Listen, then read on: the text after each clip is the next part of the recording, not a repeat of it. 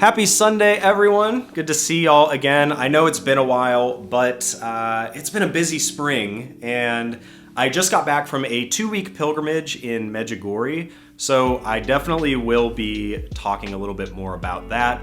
But there was a very interesting concept that was giving off sirens in my head as I was sitting listening to the homily today in Mass, and just wanted to share a couple thoughts, and I'm curious to know what y'all are thinking about this. So today is the feast day of Corpus Christi, or in English, the body of Christ.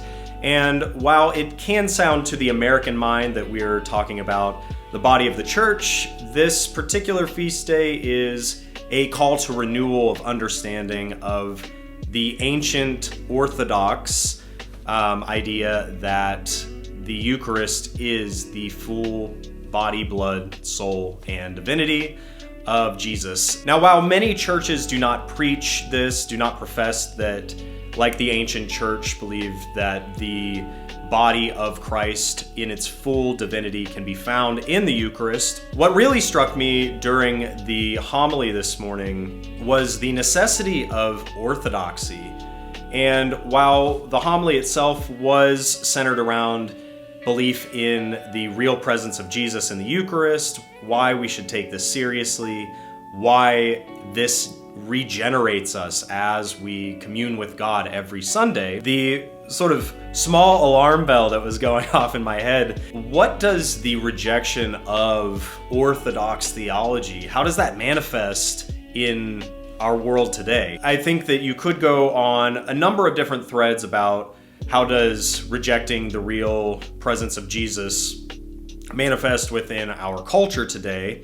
How does it manifest in our worship? How does it manifest in a lack of reverence and awe and respect for God? What I was hearing more of was, how does this pull us further away in other aspects of our theology?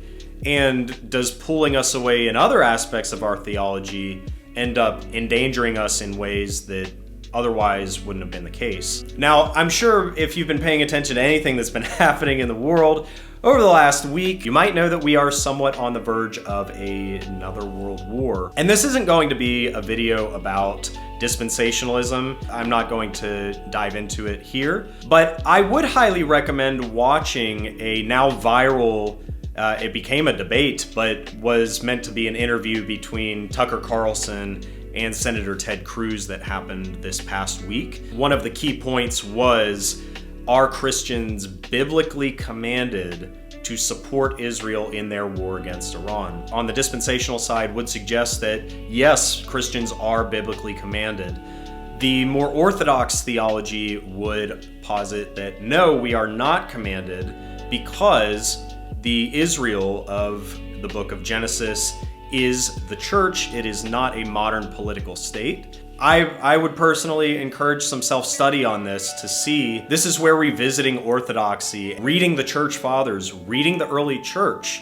What were people doing before the biblical canon was even compiled? Now, it's ultimately going to be up to you what you believe, but I think that there are many Christians that are in modern circles that haven't really spent much time thinking about this. And it would be my belief that it's a good thing to start looking at this now, because these conversations are going to become much more prominent. People are going to ask you about this. I hope that you have a blessed Sunday. It's finally beautiful here in Tennessee. I hope it's beautiful wherever you are, and I will see you hopefully next week.